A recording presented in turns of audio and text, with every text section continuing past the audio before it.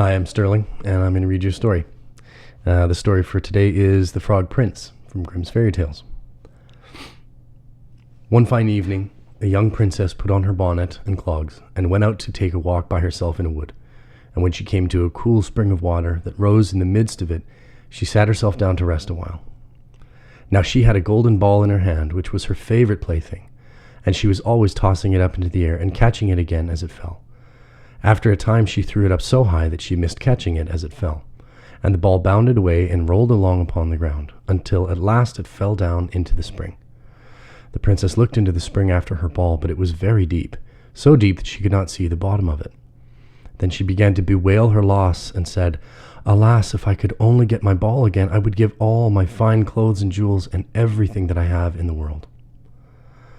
While she was speaking, a frog put its head out of the water and said, "Princess, why do you weep so bitterly?" "Alas," said she, "what can you do for me, you nasty frog? My golden ball has fallen into the spring."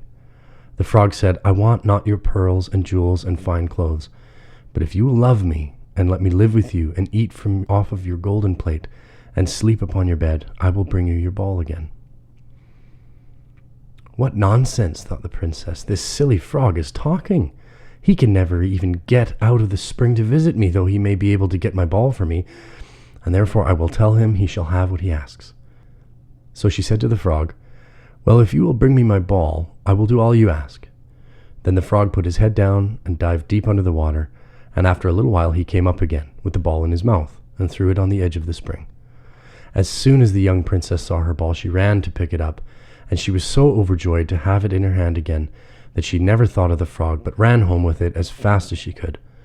The frog called after her, "Stay, princess, and take me with you as you said." But she did not stop to hear a word.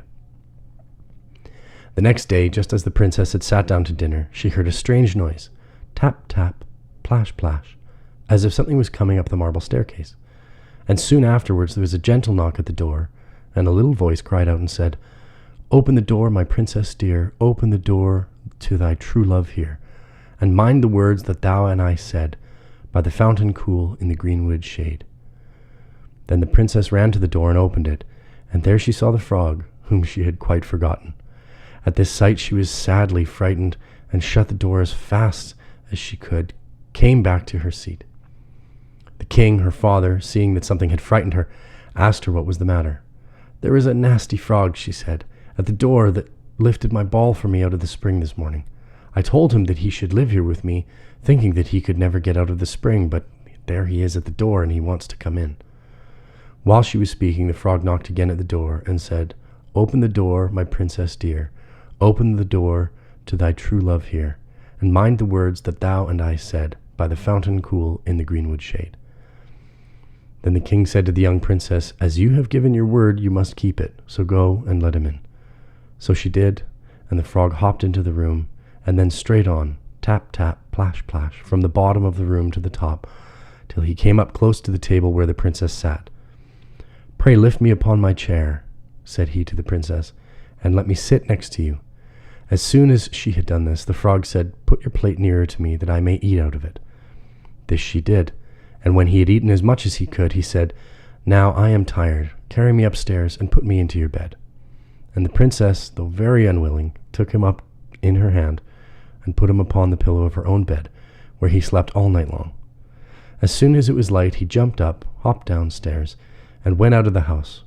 "Now then," thought the princess, "at last he is gone, and I shall be troubled with him no more."